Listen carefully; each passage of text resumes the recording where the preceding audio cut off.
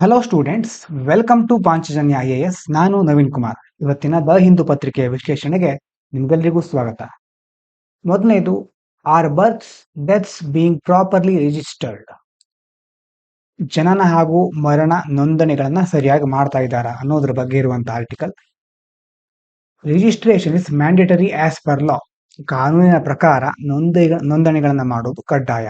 As per the Registration of Birth and Death Act 1969, all births and deaths must be registered. 1969ರ ಜನನ ಮತ್ತು ಮರಣ ನೋಂದಣಿ ಕಾಯ್ದೆ ಅಡಿಯಲ್ಲಿ ಎಲ್ಲಾ ಜನನ ಹಾಗೂ ಮರಣ ಈ ಎಲ್ಲ ದಾಖಲೆಗಳನ್ನ ನೋಂದಾಯಿಸಲೇಬೇಕು. This law was amended in 2023, making digital registration compulsory through the Central Civil Registration System portal. 2023ರಲ್ಲಿ ಕಾನೂನನ್ನ ತಿದ್ದುಪಡಿ ಮಾಡಿ CRS ಮೂಲಕ, ಕೇಂದ್ರ ನಾಗರಿಕ ನೋಂದಣಿ ವ್ಯವಸ್ಥೆ ಮೂಲಕ ಎಲ್ಲಾ ದಾಖಲೆಗಳನ್ನ ಡಿಜಿಟಲ್ ಆಗಿ ನೋಂದಣಿ ಮಾಡಬೇಕು ಅನ್ನೋದನ್ನ ಕಡ್ಡಾಯಗೊಳಿಸಿದ್ದಾರೆ. ಇನ್ನು ಹಾಸ್ಪಿಟಲ್ಗೆ ಸಂಬಂಧಪಟ್ಟ ಹಾಗೆ they must report in 21 days, 21 ದಿನಗಳಲ್ಲಿ ವರದಿ ಮಾಡಬೇಕು. Circular dated March 17, 2024 by the Registrar General of India reminded hospital to report all births and deaths within 21 days. ಭಾರತದ ರಿಜಿಸ್ಟ್ರಾರ್ ಜನರಲ್ ಅವರು ಹೊರಡಿಸಿದ ಸುತ್ತೋಲೆ ಪ್ರಕಾರ ಎಲ್ಲ ಆಸ್ಪತ್ರೆಗಳೇನ್ ಮಾಡಬೇಕು, ಜನನ ಮತ್ತು ಮರಣಗಳನ್ನ 21 ದಿನಗಳಲ್ಲಿ ವರದಿ ಮಾಡಲೇಬೇಕು. Around 10% of cases are still not registered, though India has reached nearly 90% of registration. ಈಗ 90% ಅಷ್ಟು ರಿಜಿಸ್ಟರ್ ಆಗ್ತಾ ಇದೆ. ಆದ್ರೂ ಸಹ ಇನ್ನು ಉಳಿದ 10% ಪ್ರಕರಣಗಳು ನೋಂದಣಿ ಆಗ್ತಾ ಇಲ್ಲ. ಇನ್ನು private versus government hospitals. Government hospitals act as registrars and can register events directly. ಈಗ ಸರ್ಕಾರಿ ಆಸ್ಪತ್ರೆಗಳು ಈ ನೋಂದಣಿಗಳನ್ನ ನೇರವಾಗಿ ಮಾಡ್ಕೊಳ್ಳುತ್ತವೆ. But private hospitals must report the events to the local registrar. They cannot issue birth or death certificates on their own. ಆದ್ರೆ ಖಾಸಗಿ ಆಸ್ಪತ್ರೆಗಳು ಸ್ಥಳೀಯ ನೋಂದಣಿದಾರರಿಗೆ ಆ ಘಟನೆಗಳನ್ನ ವರದಿ ಮಾಡಬೇಕು. ಆ ಆಸ್ಪತ್ರೆಗಳೇ ಮುಂದೆ ಹೋಗಿ ಜನನ ಅಥವಾ ಮರಣ ಪ್ರಮಾಣ ಪತ್ರಗಳನ್ನ ನೀಡೋ ಹಾಗಿಲ್ಲ. ಇನ್ನು ವೈಟಲ್ ಸ್ಟ್ಯಾಟಿಸ್ಟಿಕ್ಸ್ ರಿಪೋರ್ಟ್ ಏನ್ ಹೇಳುತ್ತೆ, ಲಾಸ್ಟ್ ನ್ಯಾಷನಲ್ ರಿಪೋರ್ಟ್ ಇನ್ 2020 ಅಂತಂದ್ರೆ 2020ರಲ್ಲೇ ಕೊನೆಯದಾಗಿ ಇದು ವರದಿಯನ್ನು ನೀಡಿದೆ. The vital statistic report by RGI gives national data on berths, deaths and infant mortality. ಈ ರಿಪೋರ್ಟ್ ನ ಮೂಲಕ ರಾಷ್ಟ್ರೀಯ ಮಟ್ಟದಲ್ಲಿ ಜನನ, ಸಾವು ಮತ್ತೆ ಶಿಶು ಮರಣಗಳು ಇದೆಲ್ಲದರ ಬಗ್ಗೆ ಮಾಹಿತಿಯನ್ನು ಸಂಗ್ರಹಿಸ್ತಾರೆ. ಆದ್ರೆ it has not been published since 2020. 2020ರ ನಂತರ ಇದನ್ನು ಪಬ್ಲಿಷ್ ಮಾಡಿಲ್ಲ. In 2020, registered births fell to 2.42 crore from 2.48 crore in 2019, while deaths rose from 76.4 lakh to 81.2 lakh. ಅಂತಂದ್ರೆ ಆ ಕೊನೆಯ ವರದಿಯಲ್ಲಿ ಏನ್ ಹೇಳ್ತಾ ಇದ್ರು ಅಂತಂದ್ರೆ 2019ರಲ್ಲಿ ಇದ್ದಂತಹ 2.48 ಕೋಟಿಯಷ್ಟು ಜನನ ಮತ್ತೆ ಆಮೇಲೆ 2.42 ಕೋಟಿಗೆ ಇಳಿದಿದೆ. ಜನನದ ಪ್ರಮಾಣ ಕಡಿಮೆ ಆಗಿದೆ. ಆದ್ರೆ ಸಾವುಗಳಿದೆಯಲ್ವಾ, ಇದು 76.4 ಲಕ್ಷದಿಂದ 81 ಲಕ್ಷಕ್ಕೆ ಏರಿಕೆ ಆಗಿದೆ. ಹಾಗಾದ್ರೆ ಈ ವ್ಯವಸ್ಥೆ ಯಾಕೆ ಬೇಕು? Why centralised digital system matters. From October 1, 2023, digital birth certificates become the only valid document for ಅಂತಂದ್ರೆ ಕೆಳಗಡೆ ಕೊಟ್ಟಿದಾರಲ್ವಾ, ಇದೆಲ್ಲದಕ್ಕೆ ಈ ಡಿಜಿಟಲ್ ಬರ್ತ್ ಸರ್ಟಿಫಿಕೇಟ್ ಅನ್ನೋದು ಬಹಳ ಇಂಪಾರ್ಟೆಂಟ್. ಅದೊಂದೇ ಮಾತ್ರ ಮಾನ್ಯ ಮಾಡ್ತಾರೆ. ಸ್ಕೂಲ್ ಅಡ್ಮಿಷನ್ಗಳಿಗೆ, ಜಾಬ್ ಸಂಬಂಧಪಟ್ಟ ಹಾಗೆ, ಮ್ಯಾರೇಜ್ ರಿಜಿಸ್ಟ್ರೇಷನ್ ಎಲ್ಲದಕ್ಕೂ ಈ ಡಿಜಿಟಲ್ ಸರ್ಟಿಫಿಕೇಟ್ಗಳು, ಮುಖ್ಯವಾಗಿ ಜನನ ಪ್ರಮಾಣ ಪತ್ರ ತುಂಬಾ ಅವಶ್ಯಕತೆ ಇಟ್ಕೊಂಡಿದೆ. Data will also update major data bases like NPR, national population register, ration cards, electoral rolls etcetera. ಒಂದು ಸಾರಿ ಈಗ ಜನನದ ಪ್ರಮಾಣದ ಬಗ್ಗೆ ನಮಗೆ ಸರಿಯಾದ ಮಾಹಿತಿ ಸಿಕ್ಕಿದ್ರೆ ಇದು ಉಳಿದ ದಾಖಲೆಗಳಿರುತ್ತಲ್ವಾ, ಉದಾಹರಣೆಗೆ population, ration card, electoral rules ಎಲ್ಲ ಕಡೆ ಆ ಡೇಟಾ ಅಪ್ಡೇಟ್ ಆಗುತ್ತಾ ಹೋಗುತ್ತೆ, ಅದನ್ನ ನವೀಕರಿಸ್ತಾರೆ. ಇನ್ನು ಎರಡನೇ ಮುಖ್ಯವಾದ ವಿಷಯ, retail inflation eases to 3.34%, lowest since 2019. Retail inflation fell to 3.34% in March 2024. March 2024ರಲ್ಲಿ ಚಿಲ್ಲರೆ ಹಣದುಬ್ಬರ 3.34ಕ್ಕೆ ಇಳಿದಿದೆ.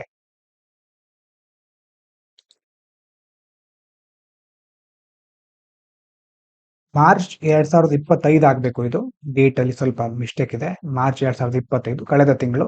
ಅದರಲ್ಲಿ ಆ ತಿಂಗಳಲ್ಲಿ ಚಿಲ್ಲರೆ ಹಣದುಬ್ಬರ 3.34ಕ್ಕೆ ಇಳಿದಿದೆ. 2019 ನಂತರ ಅತ್ಯಂತ ಕಡಿಮೆ ಮಟ್ಟಕ್ಕೆ ಇದು ಇಳಿದಿರುವಂತಹ ದಾಖಲೆ ನಮಗೆ ಸಿಗ್ತಾ ಇದೆ. ಮೇನ್ ರೀಸನ್ ಏನು ಹಾಗಾದ್ರೆ ಇಷ್ಟು ದೊಡ್ಡ ಮಟ್ಟದಲ್ಲಿ ಇಳಿದಿರೋದಕ್ಕೆ? ಫುಡ್ ಪ್ರೈಸಸ್ ಡ್ರಾಪ್, ಆಹಾರ ಬೆಲೆಗಳು ಕಡಿಮೆ ಆಗಿದೆ, ಎಸ್ಪೆಷಲಿ ವೆಜಿಟೇಬಲ್ಸ್, ತರಕಾರಿಗಳ ಬೆಲೆ, which help control over all inflation.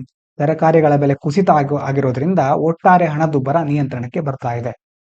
Why it matters, ಯಾಕೆ ಇದು important? Since inflation is below 4%, experts think RBI might cut interest rates again, boost economy. ಈಗ ಹಣದುಬ್ಬರ 4%ಗಿಂತ ಕಡಿಮೆ ಇರೋದ್ರಿಂದ ಆರ್ಥಿಕತೆಗೆ ಇನ್ನಷ್ಟು ಬೂಸ್ಟ್ ಕೊಡ್ಲಿಕ್ಕೆ RBI ಮತ್ತೆ ಬಡ್ಡಿ ದರಗಳನ್ನ ಕಡಿತಗೊಳಿಸಬಹುದು ಅಂತ ತಜ್ಞರು ಹೇಳ್ತಾ ಇದ್ದಾರೆ. Lower inflation also means things may become more affordable for common people. ಕಡಿಮೆ ಹಣದುಬ್ಬರ ಅಂತಂದ್ರೆ ಏನಾಗುತ್ತೆ? ವಸ್ತುಗಳ ಬೆಲೆ ಕಡಿಮೆ ಆಗುತ್ತೆ, ಸಾಮಾನ್ಯ ಜನರು ಈಸಿಯಾಗಿ ಕಡಿಮೆ ಬೆಲೆಯಲ್ಲಿ ವಸ್ತುಗಳನ್ನ ಖರೀದಿ ಮಾಡಬಹುದು, ಕೈಗೆಟುಕುವ ದರದಲ್ಲಿ ವಸ್ತುಗಳು ಸಿಗುತ್ತೆ. ಇದಾದ ನಂತರ ಮುಂದಿನದು ಸೆಲ್ಫ್ ಪರ್ಪೆಚುವೇಟಿಂಗ್. ಸುಡಾನಿನಲ್ಲಿ ಆಗ್ತಾ ಇರುವಂತಹ ಬಿಕ್ಕಟ್ಟಿನ ಬಗ್ಗೆ ಹೇಳ್ತಾ ಇದ್ದಾರೆ. Sudan is facing a severe crisis. ತೀವ್ರವಾದ ಬಿಕ್ಕಟ್ಟನ್ನ ಎದುರಿಸ್ತಾ ಇದೆ Sudan. Since April 2023, power struggle between two generals has led to civil war. ಅಲ್ಲಿನ ಜನರಲ್ಗಳ ನಡುವೆ ಆಗ್ತಾ ಇರ್ತಕ್ಕಂಥ, ಅಧಿಕಾರಕ್ಕಾಗಿ ಆಗ್ತಾ ಇರ್ತಕ್ಕಂಥ ಒಂದು ಹೊಡೆದಾಟ ಅಥವಾ ಹೋರಾಟ ಆಂತರ್ಯುದ್ಧಕ್ಕೆ ಕಾರಣ ಆಗಿದೆ. It has caused 13 million people to flee, over 1.5 lakh deaths and even famine in some areas. ನೋಡಿ, ಈ ಒಂದು ಹೋರಾಟದಿಂದಾಗಿ 13 ಮಿಲಿಯನ್ ಜನ, 1.3 ಕೋಟಿಯಷ್ಟು ಜನ ಪಲಾಯನ ಮಾಡಿದ್ದಾರೆ ಬೇರೆ ದೇಶಗಳಿಗೆ. 1.5 ಲಕ್ಷ ಜನ ಸಾವನ್ನಪ್ಪಿದ್ದಾರೆ. ಎಷ್ಟೋ ಪ್ರದೇಶದಲ್ಲಿ ಕ್ಷಾಮ, ಯಾವುದೇ ಸರ್ಕಾರ ಕ್ರಮ ಕೈಗೊಳ್ತಾ ಇಲ್ಲ, ಹಲವಾರು ಕಡೆ ಬರಗಾಲದಂತ ಪರಿಸ್ಥಿತಿ ಎದುರಾಗ್ತಾ ಇದೆ. ಇನ್ನು both sides are responsible. The army led by general Burhan and RSF paramilitary group led by Dagalo. ಇವರ ನಡುವೆ ಆಗ್ತಾ ಇರ್ತಕ್ಕಂಥ ಜಗಳ ಇದು. They are fighting for control. ನಿಯಂತ್ರಣವನ್ನ ತಮ್ಮ ಕೈಗೆ ತೆಗೆದುಕೊಳ್ಳಿಕ್ಕೆ ಇಬ್ಬರು ಫೈಟ್ ಮಾಡ್ತಾ ಇದ್ದಾರೆ. Both have caused violence, destruction and suffering to civilians. ಎರಡರಿಂದಾಗಿಯೂ ಸಹ ಕಷ್ಟಪಡ್ತಾ ಇರೋರು ಯಾರು? ನಾಗರಿಕರು. ಹಿಂಸೆ, ವಿನಾಶ ಮತ್ತೆ ನೋವನ್ನ ಅನುಭವಿಸಬೇಕಾಗ್ತಾ ಇದೆ. The world must act now. ಹಾಗಾಗಿ ಜಗತ್ತು, ಬೇರೆ ದೇಶಗಳೆಲ್ಲ ಇದಾವಲ್ವಾ, ಈ ಕೂಡಲೇ ಇದಕ್ಕೆ ಸಂಬಂಧಪಟ್ಟ ಹಾಗೆ ಕಾರ್ಯವನ್ನು ಕೈಗೆತ್ತಿಕೊಳ್ಬೇಕು. War has led to collapse in health care, education and food and water supply. ಈ ಯುದ್ಧದಿಂದಾಗಿ ಆರೋಗ್ಯ, ರಕ್ಷಣೆ, ಶಿಕ್ಷಣ ಮತ್ತೆ ಆಹಾರ ಮತ್ತೆ ನೀರು ಸರಬರಾಜು ಎಲ್ಲ ಒಂದು ವ್ಯವಸ್ಥೆಯಲ್ಲಿ ಏರುಪೇರಾಗ್ತಾ ಇದೆ. ಆರ್ಟಿಕಲ್ ಅಲ್ಲಿ ಹೇಳೋದೇನಂತಂದ್ರೆ, world must push for a ceasefire and send humanitarian help to reduce the suffering. ಬೇರೆ ಎಲ್ಲ ದೇಶಗಳು ಒಗ್ಗಟ್ಟಾಗಿ ಕದನ ವಿರಾಮಕ್ಕೆ ಒತ್ತಾಯಿಸಬೇಕು, ಮತ್ತೆ ಆಗ್ತಾ ಇರ್ತಕ್ಕಂಥ ನೋವನ್ನ ಕಡಿಮೆ ಮಾಡ್ಲಿಕ್ಕೆ ಮಾನವೀಯ ಸಹಾಯವನ್ನ, ಫುಡ್ ಇರಬಹುದು, ಹಣಕಾಸು ಇರಬಹುದು, ಬೇರೆ ಬೇರೆ ರೀತಿ ಸಹಾಯವನ್ನ ಮಾಡಬೇಕು ಅಂತ ಇದ್ರಲ್ಲಿ ಹೇಳ್ತಾ ಇದ್ದಾರೆ.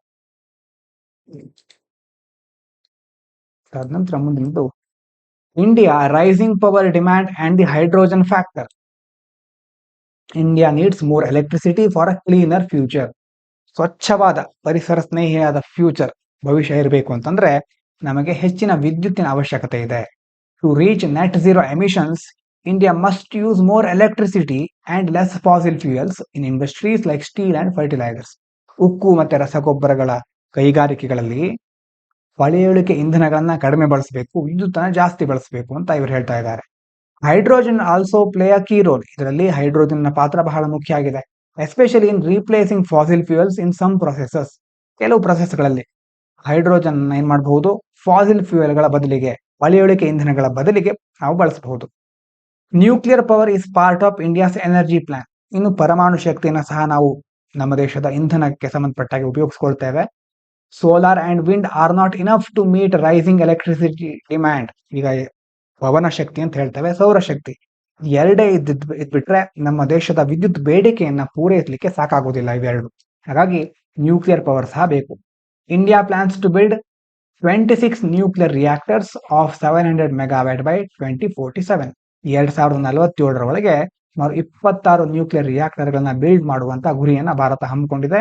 And is also developing smaller reactors for industrial use. ಮತ್ತೆ ಉದ್ಯಮಗಳಿಗೋಸ್ಕರ, ಬೇರೆ ಬೇರೆ ಕೈಗಾರಿಕೆ ಬಳಕೆಗಾಗಿ ಚಿಕ್ಕ ಚಿಕ್ಕ ರಿಯಾಕ್ಟರ್ಗಳನ್ನ ಅಭಿವೃದ್ಧಿಪಡಿಸ್ತಾ ಇದ್ದಾರೆ. Smart use of surplus electricity. Instead of reducing output from costly nuclear plants during low demand, that extra electricity can be used to produce hydrogen using electrolyzers. ಈಗ ಪರಮಾಣು ಸ್ಥಾವರಗಳಿಂದ ವಿದ್ಯುತ್ ಉತ್ಪಾದನೆ ಮಾಡ್ತಾರೆ.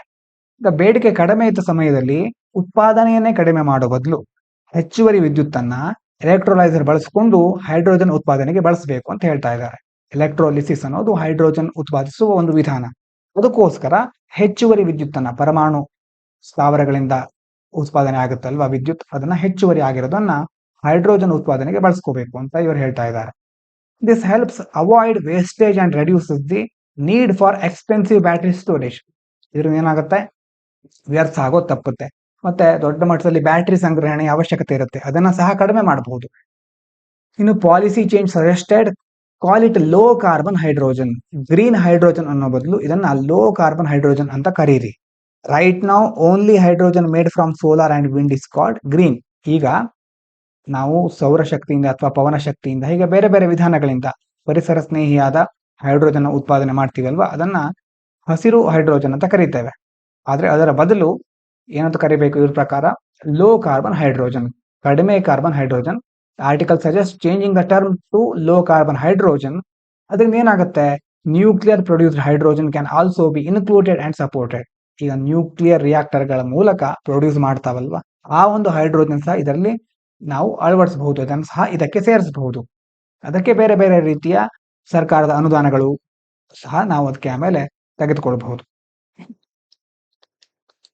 ಇದಾದ ನಂತರ approach to regulating AI in India, artificial intelligence ಬಗ್ಗೆ ಇರುವಂತಹ article. ಅಂತಂದ್ರೆ ಭಾರತದಲ್ಲಿ ಎಐ ರೆಗ್ಯುಲೇಷನ್ಸ್, ನಿಯಂತ್ರಣ ಕ್ರಮಗಳು ಯಾವ ರೀತಿ ಇದೆ.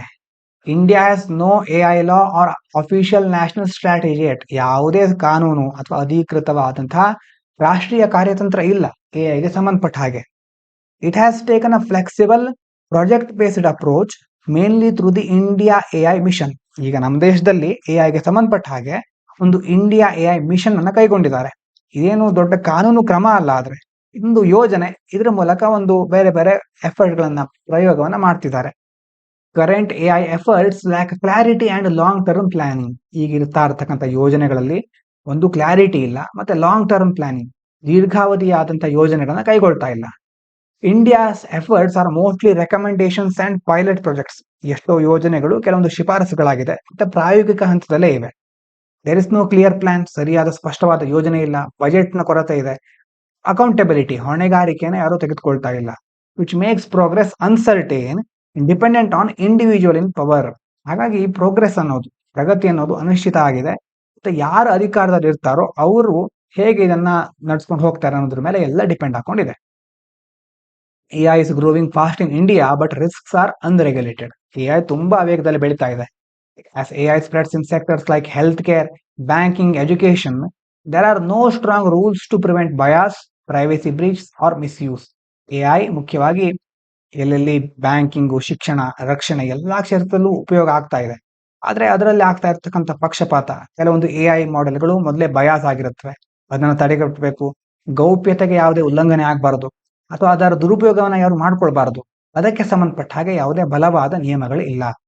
Public awareness about how AI works and effect people is very low. ಹೇಗೆ ಎಐ ವರ್ಕ್ ಆಗುತ್ತೆ ಮತ್ತೆ ಜನರ ಮೇಲೆ ಅದರ ಪರಿಣಾಮ ಯಾವ ರೀತಿ ಆಗುತ್ತೆ ಅನ್ನೋದ್ರ ಬಗ್ಗೆ ಯಾವುದೇ ರೀತಿ ಜಾಗೃತಿ ಕಾರ್ಯಕ್ರಮಗಳು ಸಹ ನಡೀತಾ ಇಲ್ಲ. ಜನರಿಗೆ ಅದರ ಬಗ್ಗೆ ಮಾಹಿತಿನೇ ಇಲ್ಲ. India should create an official AI policy soon. ಹಾಗಾಗಿ ಭಾರತ ಏನು ಮಾಡಬೇಕು, ಶೀಘ್ರದಲ್ಲೇ ಅಧಿಕೃತವಾದ ಎಐ ನೀತಿಯನ್ನು ರೂಪಿಸಬೇಕು. Clear AI policy will help guide safe and fair use of AI. ಸ್ಪಷ್ಟವಾದ ಎಐ ನೀತಿ ಇದ್ರೆ ಈ ಎಐ ಅನ್ನ ಸುರಕ್ಷಿತವಾಗಿ ಮತ್ತೆ ನ್ಯಾಯಯುತವಾಗಿ ಬಳಸಲಿಕ್ಕೆ ಸಾಧ್ಯ ಆಗುತ್ತೆ. It should include India's vision, rules, ethical values, focus sectors and who will be responsible for implementing it. ಆ ಎಐ ಪಾಲಿಸಿ ಹೇಗಿರ್ಬೇಕು ಅಂತಂದ್ರೆ ಅದರಲ್ಲಿ ಭಾರತದ ದೂರದರ್ಶಿತ್ವದ ಯೋಜನೆಗಳು ಏನೇನು, ನಿಮ್ಮ ದೃಷ್ಟಿಕೋನ ಏನು, ನಿಯಮಗಳು ಯಾವ ರೀತಿ ಇರಬೇಕು, ನೈತಿಕ ಮೌಲ್ಯಗಳನ್ನ ಹೇಗೆ ಅಳವಡಿಸಿಕೊಳ್ಳೋದು, ಮತ್ತೆ ಫೋಕಸ್ ಏರಿಯಾಸ್, ಯಾವ ಕ್ಷೇತ್ರಗಳ ಮೇಲೆ ಹೆಚ್ಚು ಗಮನ ಕೊಡಬೇಕು, ಇದನ್ನ ಎಲ್ಲವನ್ನ ಕಾರ್ಯಗತಗೊಳಿಸಲಿಕ್ಕೆ ಯಾರು ಜವಾಬ್ದಾರರಾಗಿರ್ತಾರೆ, ಹೀಗೆ ಎಲ್ಲ ಅಂಶಗಳನ್ನ ಆ ಪಾಲಿಸಿಯಲ್ಲಿ ಅಳವಡಿಸಿರಬೇಕು. ಅದೆಲ್ಲವನ್ನ ಅದು ಒಳಗೊಂಡಿರಬೇಕು. ಆಗ ಮಾತ್ರ ಎಐಗೆ ಸಂಬಂಧಪಟ್ಟ ಹಾಗೆ ಒಳ್ಳೆಯ ನೀತಿಗಳನ್ನ ರೂಪಿಸಲಿಕ್ಕೆ ಸಾಧ್ಯ, ಆ ನೀತಿಗಳನ್ನ ಸರಿಯಾಗಿ ಇಂಪ್ಲಿಮೆಂಟೇಷನ್ ಮಾಡಲಿಕ್ಕೆ ಸಾಧ್ಯ. ಇದನ್ನ ಕವರ್ ಮಾಡಿದ್ದೇವೆ, ಸೆಲ್ಫ್ ಪರ್ಪೆಚುವೇಟಿಂಗ್ ಅಂತ. ಇದಾದ ನಂತರ ಇಲ್ಲಿ ನೋಡಿ, ಈ ಕಡೆದನ್ನ ಹೇಳ್ತೇನೆ ಸ್ವಲ್ಪ ಹೊತ್ತಿನಲ್ಲಿ. ಸುಪ್ರೀಂ ಕೋರ್ಟ್ ಏನ್ ಹೇಳ್ತಾ ಇದೆ ಅಂತಂದ್ರೆ, beware of child ಟ್ರಾಫಿಕರ್ಸ್, top court caution parents. Parent must be very careful to protect their children. ಪೋಷಕರು ಈಗಿನ ಕಾಲದಲ್ಲಿ ಬಹಳ ಜಾಗರೂಕರಾಗಿರ್ಬೇಕು. ತಮ್ಮ ಮಕ್ಕಳನ್ನ ರಕ್ಷಿಸಿಕೊಳ್ಳೋದು ಬಹಳ ಕಷ್ಟ ಇದೆ. ಯಾಕಂತಂದ್ರೆ Supreme Court said parents should be extra alert, ಹೆಚ್ಚು ಜಾಗರೂಕರಾಗಿರ್ಬೇಕು. As many gangs are kidnapping children for begging, child marriage, crime and illegal adoption. ಎಷ್ಟು ಈಗ ಗ್ಯಾಂಗ್ಗಳು ತಯಾರಾಗ್ಬಿಟ್ಟಿದೆ. ಅವ್ರು ಏನ್ ಮಾಡ್ತಾರೆ, ಭಿಕ್ಷಾಟನೆಗೋಸ್ಕರ, ಬಾಲ್ಯ ವಿವಾಹ, ಅಪರಾಧ ಮತ್ತೆ ಅಕ್ರಮವಾಗಿ ದತ್ತು ಸ್ವೀಕಾರಕ್ಕೋಸ್ಕರ ಮಕ್ಕಳನ್ನ ಅಪಹರಿಸ್ತಾ ಇದ್ದಾರೆ. ಹಾಗಾಗಿ ಇದ್ರ ಕುರಿತಾಗಿ ಪೋಷಕರು ಹೆಚ್ಚು ಜಾಗರೂಕರಾಗಿರ್ಬೇಕು. These gangs use technology to track and trace children. ಎಲ್ಲಾ ಕಡೆ ಟೆಕ್ನಾಲಜಿ ಬಂದ ಹಾಗೆ ಇವರು ಸಹ ಅಪ್ಗ್ರೇಡ್ ಆಗ್ಬಿಟ್ಟಿದ್ದಾರೆ. ಇವರು ಸಹ ಹೆಚ್ಚು ಅಪ್ಡೇಟ್ ಆಗಿ ಟೆಕ್ನಾಲಜಿನ ಯೂಸ್ ಮಾಡ್ತಾ ಇದ್ದಾರೆ. ಮಕ್ಕಳನ್ನ ಟ್ರ್ಯಾಕ್ ಮಾಡ್ಲಿಕ್ಕೆ, ಅವರನ್ನ ಮಾರಾಟ ಮಾಡ್ಲಿಕ್ಕೆ ಟೆಕ್ನಾಲಜಿ ಬಳಸ್ತಾ ಇದ್ದಾರೆ. Especially targeting poor families. ಅವರ ಗುರಿ ಚಿಕ್ಕ ಚಿಕ್ಕ ಬಡ ಕುಟುಂಬಗಳು. ಹಾಗಾಗಿ ಅಂತ ಕುಟುಂಬಗಳ ಪೋಷಕರು ಬಹಳ ಜಾಗರೂಕರಾಗಿರ್ಬೇಕು. Hospitals and court must act strictly. ಇನ್ನು if a newborn baby goes missing, ನವಜಾತ ಶಿಶು, ಈಗ ತಾನೇ ಹುಟ್ಟಿದ ಶಿಶು ಇದೆಯಲ್ವಾ, ಅಂತ ಶಿಶು ಏನಾದ್ರು ಮಿಸ್ ಆಗಿದ್ರೆ the hospital's licence will be cancelled. ಆ ಹಾಸ್ಪಿಟಲಿನ ಎಲ್ಲದ್ದು ಜನ್ಸ್ ಇರುತ್ತೋ ಆ ಹಾಸ್ಪಿಟಲ್ನ ಲೈಸೆನ್ಸ್ ಕ್ಯಾನ್ಸಲ್ ಮಾಡಿಬಿಡ್ತಾರೆ. And legal action will be taken. ಆ ಹಾಸ್ಪಿಟಲ್ ವಿರುದ್ಧ ಕಠಿಣ ಕ್ರಮಗಳನ್ನು ಕೈಗೊಳ್ತಾರೆ. Court also order that all pending child trafficking cases across India must be completed within 6 months to get justice faster. ಈಗಾಗಲೇ ಎಷ್ಟು ಪೆಂಡಿಂಗ್ ಇದೆ ಕೇಸ್ಗಳು, ಎಲ್ಲಾ ಮಕ್ಕಳ ಕಳ್ಳ ಸಾಗಣೆ ಪ್ರಕರಣಗಳನ್ನ 6 ತಿಂಗಳೊಳಗೆ ಪೂರ್ಣಗೊಳಿಸಬೇಕು ಅಂತ ನ್ಯಾಯಾಲಯ ಆದೇಶ ನೀಡಿದೆ. ಮುಂದಿನದು ಈ ಕಡೆ ಕಾಣಿಸ್ತಾ ಇರಬಹುದು ನಿಮ್ಗೆ, ಆಪರೇಷನ್ ಚಕ್ರ 5th edition. CBI gets hold of 4 kingpins in digital arrest fraud. Digital arrest ಬಗ್ಗೆ ನೀವು ಕೆಲವೊಂದು ಸೋಷಿಯಲ್ ಮೀಡಿಯಾದಲ್ಲಿ ನೋಡಿರಬಹುದು. ಒಬ್ರು ಫೋನ್ ಮಾಡ್ತಾರೆ, ಪೊಲೀಸ್ ವೇಷದಲ್ಲಿ ಇರ್ತಾರೆ ಅಥವಾ RBI ಇಂದ ಬಂದಿರ್ತಾರೆ ಅಂತ ಹೇಳ್ಕೊಂಡಿರ್ತಾರೆ ಅಷ್ಟೇ. ಹಾಗ ಹೇಳಿ ನಿಮ್ಮ ಮೇಲೆ ಬೇರೆ ಬೇರೆ ಕೇಸ್ ಇದೆ, ಹಾಗಾಗಿ ನಿಮ್ಮನ್ನ ಡಿಜಿಟಲ್ ಆಗಿ ಅರೆಸ್ಟ್ ಮಾಡ್ತಾ ಇದ್ದೇವೆ, ಅರೆಸ್ಟ್ ತಪ್ಪಿಸ್ಕೊಳ್ಬೇಕು ಅಂದ್ರೆ ಇಂತಿಷ್ಟು ಬೇರೆ ಬೇರೆ ಹಣವನ್ನ ಪಾವತಿಸಬೇಕು. ಈ ರೀತಿಯ ಕೆಲವು ಪ್ರಕರಣಗಳು ತುಂಬಾ ಕಂಡು ಬರ್ತಾ ಇತ್ತು. ಇದಕ್ಕೆ ಸಂಬಂಧಪಟ್ಟ ಹಾಗೆ CBI caught 4 people running a big scam under operation ಚಕ್ರ. ಆಪರೇಷನ್ ಚಕ್ರ ಅಂತ ಇದಕ್ಕೆ ಹೆಸರಿಟ್ಟಿದ್ದಾರೆ. ಅದರ ಅಡಿಯಲ್ಲಿ ದೊಡ್ಡ ಹಗರಣ ನಡೆಸ್ತಾ ಇದ್ದ 4 ಜನರನ್ನ CBI ಬಂಧಿಸಿದೆ. ಏನ್ ಮಾಡ್ತಾ ಇದ್ರು, ಈ CBI arrested 4 men fraudsters from Mumbai and Moradabad ನಲ್ಲಿ 4 ಜನರ ಬಂಧಿಸಿದ್ದಾರೆ. Cheating people using fake digital arrest ಅಂತಂದ್ರೆ ನಕಲಿ ಡಿಜಿಟಲ್ ಬಂಧನಗಳನ್ನ ಬಳಸಿಕೊಂಡು ಜನರಿಂದ ಹಣ ಕೇಳ್ತಾ ಇದ್ರು. One case victim was tricked for 3 months. 3 ತಿಂಗಳುಗಳ ಕಾಲ ಒಬ್ಬ ವ್ಯಕ್ತಿಯನ್ನ ಮೋಸ ಮಾಡ್ತಾ ಹೋಗಿದ್ದಾರೆ ಅವರು. ಮತ್ತೆ ಅವರಿಗೆ ಕಾಲ್ ಮಾಡಿ ಆನ್ಲೈನ್ ಅಲ್ಲಿ ಬೇರೆ ಬೇರೆ ರೀತಿಯ ವ್ಯವಸ್ಥೆಗಳನ್ನ ಉಪಯೋಗಿಸಿಕೊಂಡು ಅವರಿಗೆ ಬೆದರಿಕೆ ಹಾಕಿ ಸುಮಾರು 7.67 ಕೋಟಿಯಷ್ಟು ಹಣವನ್ನ ವಸೂಲು ಮಾಡ್ಕೊಂಡಿದ್ದಾರೆ. ಅಷ್ಟು ಹಣವನ್ನ ಅವರಿಂದ ಪಡ್ಕೊಂಡಿದ್ದಾರೆ. Fraudsters pretend to be police or RBI officers. ಇವ್ರು ಹೇಗಿರ್ತಾರೆ ಅಂತಂದ್ರೆ, scammers call people pretending to be from police, CBI or RBI. ನಾವು ಪೊಲೀಸ್ ಅಥವಾ CBI ಅಥವಾ RBI ಇಂದ ಬಂದಿದ್ದೇವೆ ಅಂತ ಹೇಳಿ fake uniform or officers and say victim has done something illegal. ನಾವು ಬೇರೆ ಪೊಲೀಸ್ ಅಂತ ಹೇಳಿ ಒಂದು ಫೇಕ್ ಆಗಿ ಯೂನಿಫಾರ್ಮ್ ಅನ್ನ ಹಾಕೊಂಡಿರ್ತಾರೆ ಅಥವಾ ಅಂತ ಆಫೀಸ್ ಸಿಚುವೇಶನ್ ನ ಕ್ರಿಯೇಟ್ ಮಾಡಿರ್ತಾರೆ. ವಿಡಿಯೋ ಕಾಲ್ ಮಾಡಿದ್ರು ಸಹ ಅವರು ಆಫೀಸ್ ನಲ್ಲಿ ಪೊಲೀಸ್ ತರ ಕುತ್ಕೊಂಡಿರೋ ತರ ಅನ್ಸುತ್ತೆ. ಹಾಗಾಗಿ ಅಂತ ಒಂದು ಸಿಚುವೇಶನ್ ಇಟ್ಕೊಂಡು ಆ ವಿಕ್ಟಿಮ್ ಅಥವಾ ಯಾರಿರ್ತಾರಲ್ವಾ, ಆ ಬಲಿಪಶು ಅಂತ ಹೇಳ್ಬಹುದು ಈ ಸಂದರ್ಭದಲ್ಲಿ, ಅವರಿಗೆ ಬೇರೆ ಬೇರೆ ಥ್ರೆಟ್ ಗಳನ್ನ ಕೊಡೋದು, ಬೆದರಿಕೆನ ಹಾಕೋದು. ಅವ್ರು ಏನಾದ್ರು ಕಾನೂನು ಬಾಹಿರವಾಗಿ ಏನೋ ತಪ್ಪು ಮಾಡಿದಿರಿ ನೀವು, ನಿಮ್ಗೆ ಗೊತ್ತಾಗದೆ, ಹಾಗಾಗಿ ಈಗ ಅದಕ್ಕೆ ಬೇರೆ ಬೇರೆ ದಂಡವನ್ನ ತರಬೇಕು ನೀವು ಅಂತ ಹೇಳ್ತಾರೆ.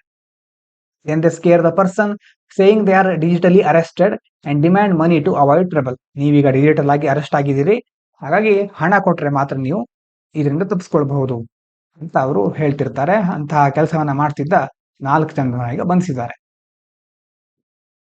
ಇನ್ನು ASHA workers are protesting for better pay. ಈ ಕಡೆ ಇತ್ತು ನೋಡಿ ಇಲ್ಲಿರುವಂತಹ ಆರ್ಟಿಕಲ್.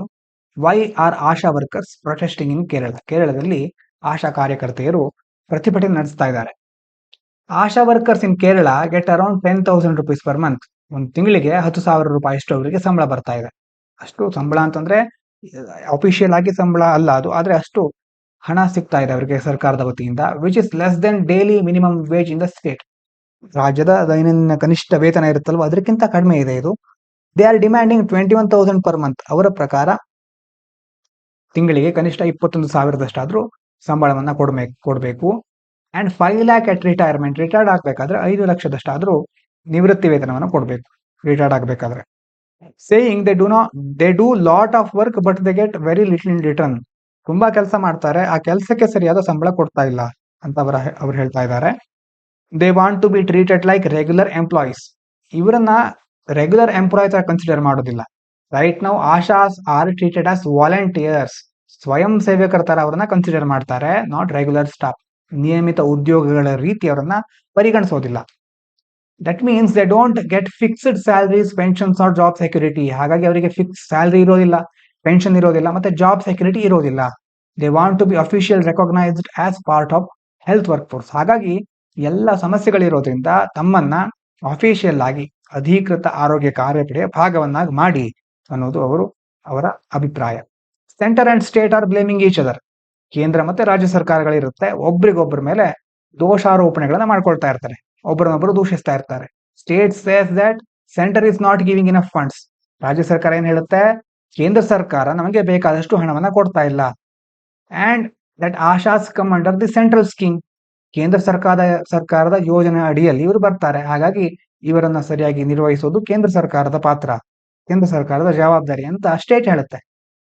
ಸೆಂಟರ್ ಏನ್ ಹೇಳುತ್ತೆ, ಇಟ್ ವಿಲ್ ರಿವೈಸ್ ಇನ್ಸೆಂಟಿವ್ಸ್. ನಾವು ಆದಷ್ಟು ಬೇಗ ಇನ್ಸೆಂಟಿವ್ ಗಳನ್ನ ನಿಮಗೆ ಕೊಡ್ತಾ ಇರ್ತಕ್ಕಂಥ ಬೇರೆ ಬೇರೆ ಸಂಬಳವನ್ನು ನಾವು ಸರಿಯಾಗಿ ರಿವೈಸ್ ಮಾಡ್ತೇವೆ ಅಂತ ಹೇಳ್ತಾ ಇರುತ್ತೆ. ಬಟ್ ಹ್ಯಾಸಂಟ್ ಸೆಡ್ ವೆನ್, ಯಾವಾಗ ಅಂತ ಹೇಳೋದಿಲ್ಲ, ಆದಷ್ಟು ಬೇಗ ಮಾಡ್ತಾ ಇರ್ತೇವೆ ಅಂತ ಆಸೆ ತೋರಿಸ್ತಾ ಇರ್ತಾರೆ. Meanwhile ASHA workers continue the protest. ಹಾಗಾಗಿ ಆಶಾ ಕಾರ್ಯಕರ್ತೆಯರು ತಮ್ಮ ಪ್ರತಿಭಟನೆಯನ್ನ ಮುಂದುವರಿಸ್ತಾನೆ ಇದ್ದಾರೆ. ಇವಿಷ್ಟು ಇವತ್ತಿನ ಮುಖ್ಯ ಅಂಶಗಳು. ಇನ್ನು ಕೊನೆಯದಾಗಿ ನಾವು ಪೆಂಡಿಂಗ್ ಇಟ್ಟಿದ್ವಲ್ವಾ, ಅದರಲ್ಲಿ ಲಾಸ್ಟ್ ಡೇ ಏಪ್ರಿಲ್ 6, 7ನೇ ತಾರೀಕಿಂದ ನಾವು ಕಂಟಿನ್ಯೂ ಮಾಡಿದ್ದೇವೆ ರೆಗ್ಯುಲರ್ ಆಗಿ. 6ನೇ ತಾರೀಕಿನೊಂದು ಬಾಕಿ ಇತ್ತು, ಅದನ್ನ ಸಹ ನೋಡ್ಬಿಡೋಣ ಇವತ್ತು. ಹಾಗಾಗಿ ಎಲ್ಲ ದಿನಗಳನ್ನು ನಾವು ಕವರ್ ಮಾಡಿದಾಗ ಆಗುತ್ತೆ.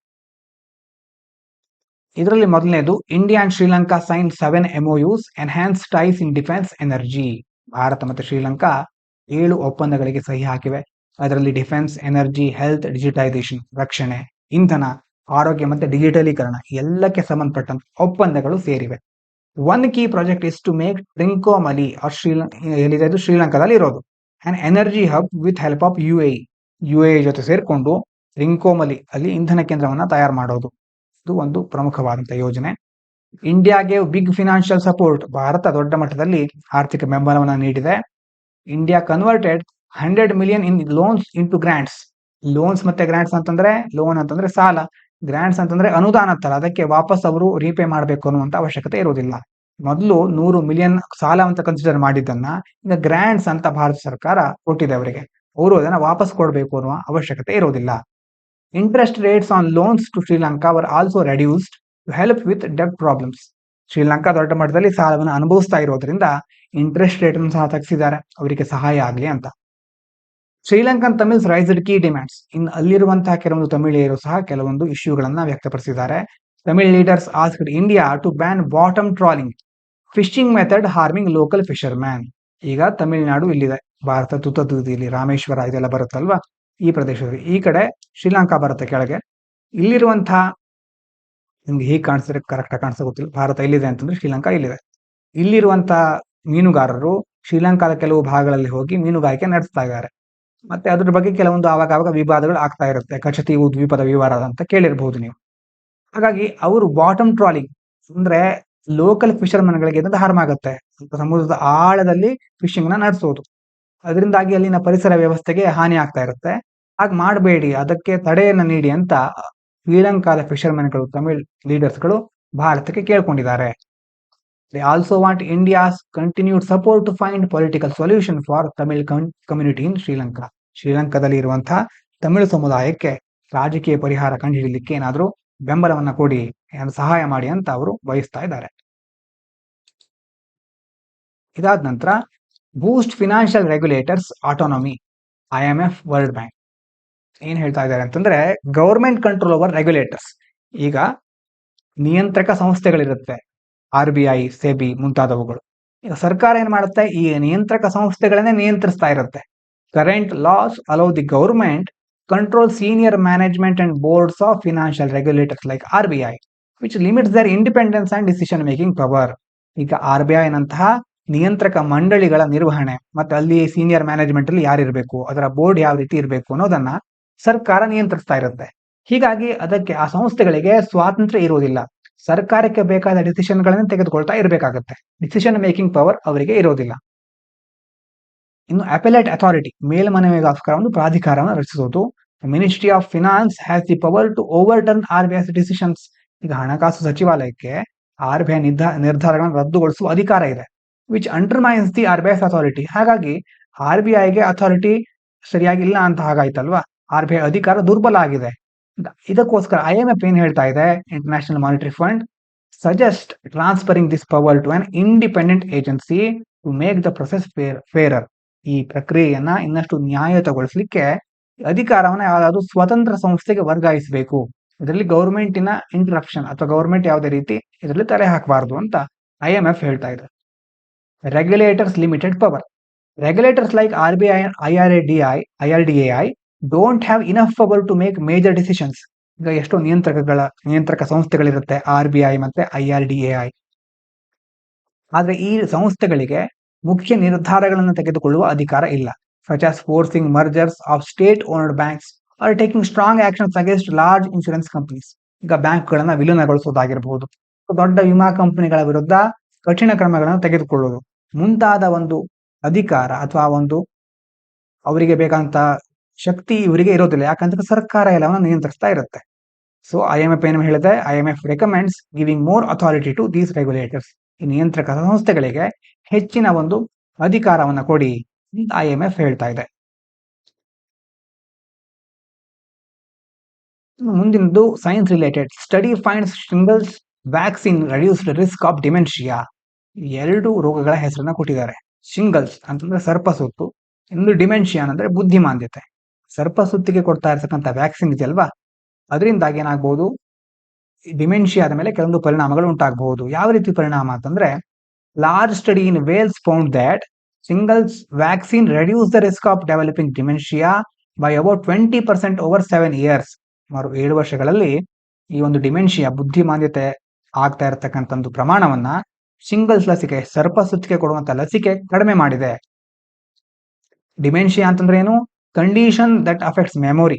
ಒಂದು ಬುದ್ಧಿಮಾಂದ್ಯತೆಯಿಂದ ಏನಾಗುತ್ತೆ, ಸ್ಮರಣ ಶಕ್ತಿ, ಥಿಂಕಿಂಗ್ ಆಲೋಚಿಸುವ ಶಕ್ತಿ, ಮತ್ತೆ ಬಿಹೇವಿಯರ್ ನಡವಳಿಕೆ ಎಲ್ಲದರ ಮೇಲೆ ಅದು ಪರಿಣಾಮವನ್ನು ಬೀರುತ್ತೆ. ಆಫರ್ leading to confusion and difficulty with daily task.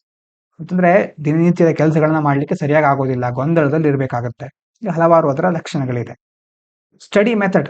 The researchers used health data to compare people who are eligible for the shingles vaccine born after certain date those who ವರಂಟ್.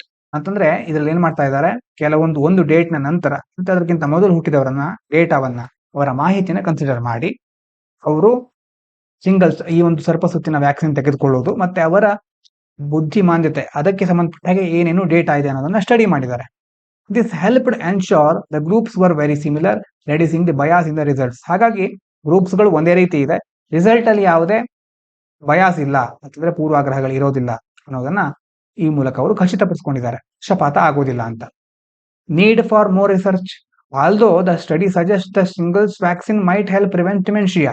ಡಿಮೆನ್ಷಿಯಾವನ್ನ ಕಡಿಮೆ ಮಾಡ್ಕೊಳ್ಳಿಕ್ಕೆ, ಅದನ್ನ ತಡೆಗಟ್ಟಲಿಕ್ಕೆ ಸಿಂಗಲ್ಸ್ ವ್ಯಾಕ್ಸಿನ್ ಹೆಲ್ಪ್ ಮಾಡಬಹುದು.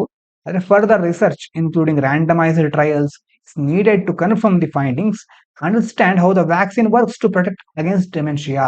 ಹಾಗಾಗಿ ಇನ್ನಷ್ಟು ಸಂಶೋಧನೆಗಳಾಗಬೇಕು, ಟ್ರಯಲ್ಗಳಾಗಬೇಕು. ಅದಾದ ಮೇಲೆ ಮಾತ್ರ ಈ ಬುದ್ಧಿಮಾಂದ್ಯತೆಯ ವಿರುದ್ಧ ಈ ಲಸಿಕೆ ಹೇಗೆ ಕಾರ್ಯನಿರ್ವಹಿಸುತ್ತೆ ಅನ್ನೋದನ್ನ ಅರ್ಥ ಮಾಡ್ಕೊಳ್ಬಹುದು. ಇನ್ನು ACTRECs CRISPR based test detects a rare blood cancer. ಇದು ಸಹ ಹೆಲ್ತ್ಗೆ ಸಂಬಂಧಪಟ್ಟಿದ್ದು. Fast and cheap test.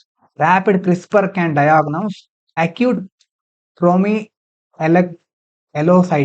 ಅನ್ನುವಂಥ ಒಂದು ಕಾಯಿಲೆ ಇದೆ, ಲ್ಯೂಕೇಮಿಯಾ ಅಂತ ಕರೀತಾರೆ. ಲ್ಯೂಕೇಮಿಯಾ ಅಂತಂದ್ರೆ ಏನು, ರಕ್ತದ ಕ್ಯಾನ್ಸರ್ಗಳು. ಇಲ್ಲಿ ಹೇಳೋದು APL, ಅಕ್ಯೂಟ್ ಪ್ರೊಮೈಎಲೋಸಿಟಿಕ್ ಲ್ಯೂಕೇಮಿಯಾ ಅಂಡರ್ 3 months. ಈಗ ಹೊಸದಾದ ಟೆಸ್ಟ್ ಬಂದಿದೆ, ಇದು ಫಾಸ್ಟ್ ಆಗಿದೆ ಮತ್ತೆ ಚೀಪ್, ಬಹಳ ವೇಗವಾಗಿ ಇದನ್ನ ಮಾಡಬಹುದು ಮತ್ತೆ ಕಡಿಮೆ ಬೆಲೆಯಲ್ಲಿ ಇದನ್ನ ಮಾಡಿಸ್ಕೊಳ್ಬಹುದು. ಇಟ್ ಲೋವರ್ ಕಾಸ್ಟ್ ದಿಂದ ಕರೆಂಟ್ ಟೆಸ್ಟ್. ಇಷ್ಟು ದಿನಗಳ ತನಕ ಬೇರೆ ಬೇರೆ ಟೆಸ್ಟ್ಗಳಿತ್ತು, ಅದರ ಬದಲು ಈ ಟೆಸ್ಟ್ ರ್ಯಾಪಿಡ್ ಕ್ರಿಸ್ಪರ್, ಇದರ ಮೂಲಕ ನಾವು ಈಸಿಯಾಗಿ ಕಡಿಮೆ ಬೆಲೆಯಲ್ಲಿ ಬ್ಲಡ್ ಕ್ಯಾನ್ಸರ್ಗೆ ಸಂಬಂಧಪಟ್ಟಂತ ಟೆಸ್ಟ್ ಅನ್ನು ಮಾಡಬಹುದು. APL full form acute promyelocytic leukaemia. ಹೀಗೆ ಪ್ರೊನೌನ್ಸ್ ಮಾಡಬಹುದು ಅಂದ್ಕೊಂಡಿದ್ದೇನೆ, ಪ್ರೊಮಿಯೆಲೋಸಿಟಿಕ್ ಲ್ಯೂಕೇಮಿಯಾ. It's a rare and aggressive type of blood cancer which affects the production of blood cells and can cause severe health complications if not treated immediately. ಇದೊಂಥರ ಅಪರೂಪದ ಆಕ್ರಮಣಕಾರಿ ರೀತಿ cancer, ರಕ್ತ cancer ಅಂದ್ರೆ ಬಹಳ ಬೇಗ ಹರಡ್ತಾ ಹೋಗುತ್ತೆ. ಅಂತಂದ್ರೆ ರಕ್ತ ಕಣಗಳ ಉತ್ಪಾದನೆ ಮೇಲೆ ಪರಿಣಾಮವನ್ನು ಬೀರುತ್ತೆ. ಸರಿಯಾದ ಚಿಕಿತ್ಸೆಯನ್ನ ಆದಷ್ಟು ಬೇಗ ಕೊಡದೇ ಇದ್ರೆ ತೀವ್ರವಾದ ಆರೋಗ್ಯ ತೊಂದರೆಗಳು ಎದುರಾಗ್ತಾ ಹೋಗುತ್ತೆ. ಇನ್ನು ಈ ಟೆಸ್ಟ್ಗೆ ಸಂಬಂಧಪಟ್ಟ ಹಾಗೆ it is highly accurate, detects the cancer causing mutations with almost no errors. ಯಾವುದೇ ತಪ್ಪುಗಳು ಇಲ್ಲದ ಹಾಗೆ ಈ ಟೆಸ್ಟ್ ನ ಮೂಲಕ ನಾವು ಯಾವ ರೀತಿ ಕ್ಯಾನ್ಸರ್ ಆಗುತ್ತೆ ಆ ರೂಪಾಂತರವನ್ನ ಬಹಳ ಬೇಗ ಪತ್ತೆ ಮಾಡಬಹುದು. Easy to use. Test is simple and doesn't need expensive equipment, making it accessible for more hospitals. ಪರೀಕ್ಷೆ ತುಂಬಾ ಸರಳ ಆಗಿರುತ್ತೆ, ದುಬಾರಿ ಉಪಕರಣಗಳ ಅಗತ್ಯ ಇರೋದಿಲ್ಲ, ಮತ್ತೆ ಹೆಚ್ಚಿನ ಆಸ್ಪತ್ರೆಗಳಲ್ಲಿ ಇದನ್ನ ಅಳವಡಿಸಬಹುದು.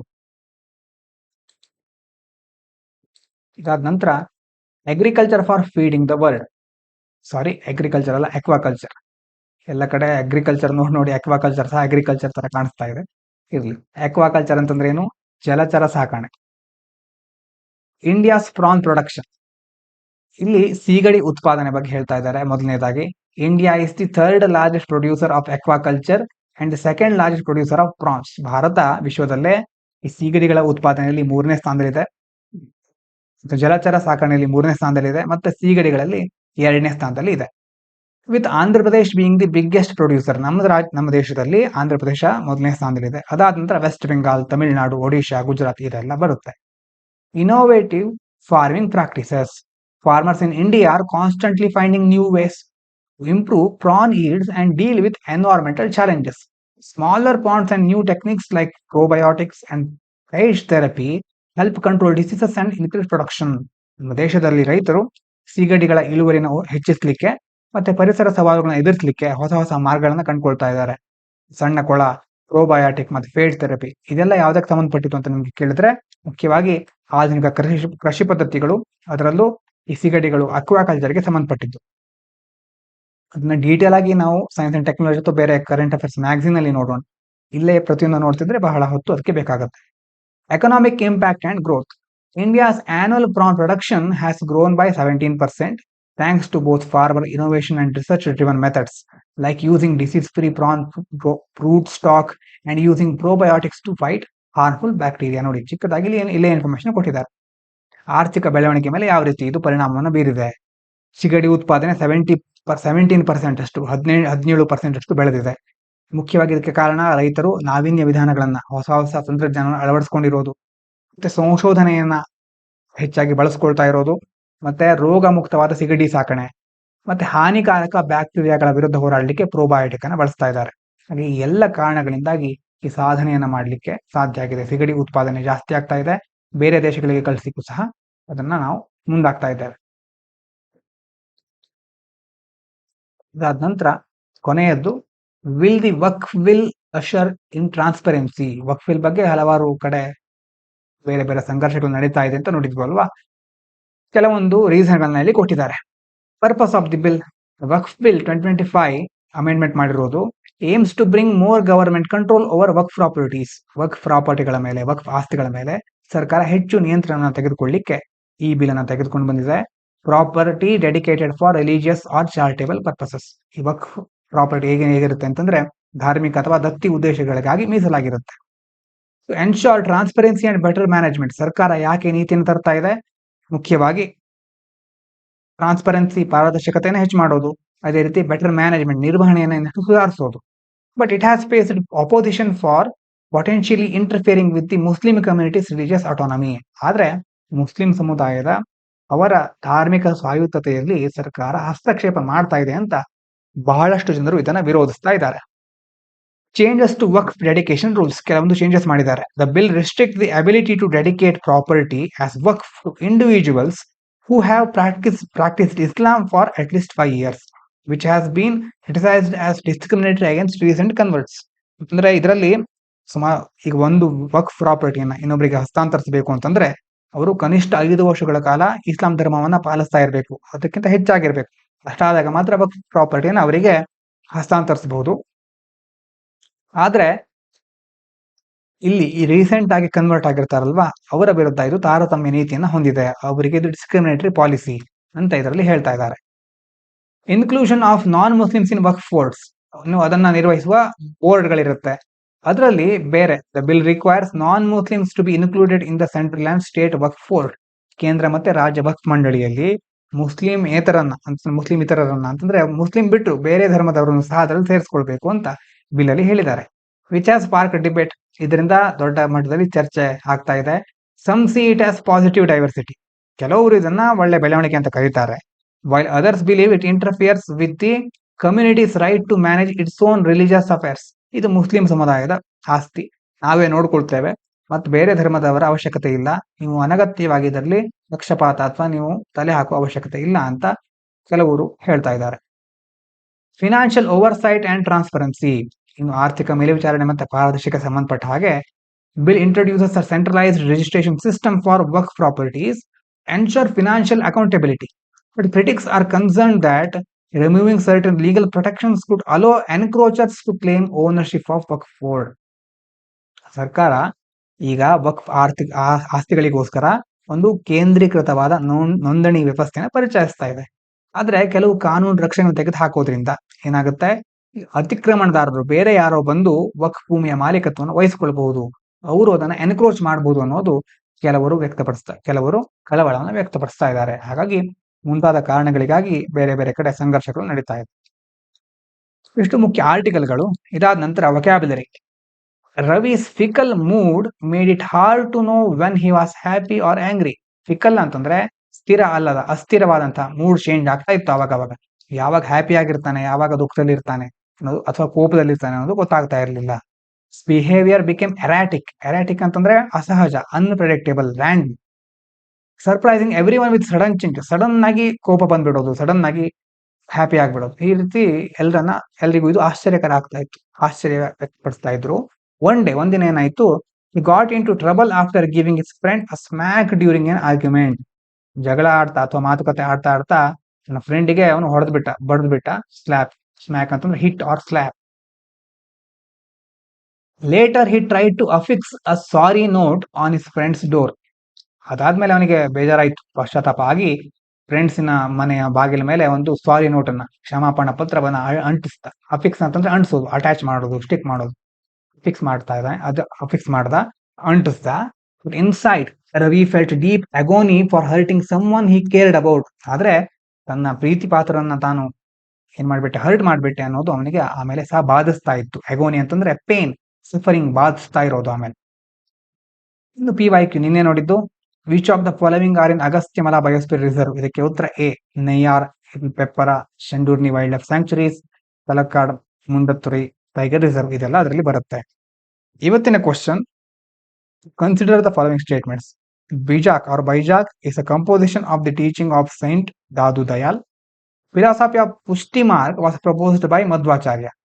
ಯಾವ್ದು ಕರೆಕ್ಟ್ ಇದರಲ್ಲಿ? Statement given above is are correct. 1 only, 2 only, both 1 and 2, neither 1 nor 2. ಇದಕ್ಕೆ ಉತ್ತರವನ್ನು ತಿಳ್ಕೊಂಡು ಕಮೆಂಟ್ ಮಾಡಿ. Mains question, why is it important to register all births and deaths digital in India? What are the main problems in doing this? How can they be solve? ಮೊದಲನೇ article, discuss ಮಾಡಿದ್ವಿ ಅಲ್ವಾ, ಬರ್ತ್ ಮತ್ತೆ death ಅನ್ನ register ಮಾಡೋದು ಯಾಕೆ, ಮತ್ತೆ ಅದು ಏನೇನದರ ಉಪಯೋಗಗಳೇನು, ಮತ್ತೆ ಪ್ರಾಬ್ಲಮ್ ಏನಿದೆ ಅದರಲ್ಲಿ, ಅದನ್ನ ಹೇಗೆ ಸಾಲ್ವ್ ಮಾಡಬಹುದು, ಇದಕ್ಕೆ ಆನ್ಸರ್ ರೈಟಿಂಗ್ ಅನ್ನ ಪ್ರಾಕ್ಟೀಸ್ ಮಾಡಿ. ಥಿಂಕ್ ಮಾಡ್ಲಿಕ್ಕೆ ನಿಮ್ಗೊಂದು ಕ್ವಶನ್ ಇದೆ. Foreign tourist visit your district. ನಿಮ್ಮ ಜಿಲ್ಲೆಗೆ ವಿದೇಶದಿಂದ ಯಾರೋ ಬಂದಿದ್ದಾರೆ, ಆವಾಗ ಅವರನ್ನ which 3 places would you take them to? ನಿಮ್ಮ ಜಿಲ್ಲೆಯಲ್ಲಿ ಯಾವ 3 ಸ್ಥಳಗಳಿಗೆ ಅವರನ್ನ ಕರ್ಕೊಂಡು ಹೋಗ್ತೀರಾ? ಯಾಕೆ? Why? What do these places reflect about your district culture, history or development? ನಿಮ್ಮ ಜಿಲ್ಲೆಯ ಸಂಸ್ಕೃತಿ, ಐತಿಹಾಸಿಕತೆ ಮತ್ತೆ ಡೆವಲಪ್ಮೆಂಟ್, ಅಭಿವೃದ್ಧಿಗೆ ಸಂಬಂಧಪಟ್ಟ ಹಾಗೆ ಆ ಸ್ಥಳಗಳು ಯಾವ ಒಂದು ಮಹತ್ವವನ್ನು ಹೊಂದಿವೆ, ಅಥವಾ ಯಾವ ಸ್ಥಳಗಳು ಅಂತಾದ್ರೂ ನೀವು ಕಮೆಂಟ್ ಮಾಡಿದ್ರು ಒಳ್ಳೆಯದು. ಅಥವಾ ನಿಮ್ಮ ಜಿಲ್ಲೆಗೆ ಸಂಬಂಧಪಟ್ಟ ಹಾಗೆ ಮಾಹಿತಿಯನ್ನ ಮೊದಲೇ ತಿಳ್ಕೊಂಡಿದ್ರೆ ಒಳ್ಳೆಯದು. ಯಾವ 3 ಸ್ಥಳಗಳಿಗೆ ತೆಗೆದುಕೊಂಡು ಹೋದ್ರೆ, ನಿಮ್ಮ ಜಿಲ್ಲೆ ಅಂತ ಬಂದಾಗ ನಿಮಗೆ ಫೇವ್ರೇಟ್ ಆಗಿರೋ 3 ಸ್ಥಳಗಳು, ಅಥವಾ ಬೇರೆಯವರು ಬಂದ್ರೆ ನೋಡ್ಲೇಬೇಕಾದಂತ 3 ಸ್ಥಳಗಳು ಯಾವುದು ಅನ್ನೋದನ್ನ ಥಿಂಕ್ ಮಾಡಿರಿ. ಇವಿಷ್ಟು ಇವತ್ತಿನ ಮುಖ್ಯ ವಿಚಾರಗಳು. ಇಷ್ಟು ಹೊತ್ತಿನ ಕೇಳಿದ ಎಲ್ಲರಿಗೂ ಧನ್ಯವಾದಗಳು. ಇದು ಪಾಂಚಜನ್ಯ IAS.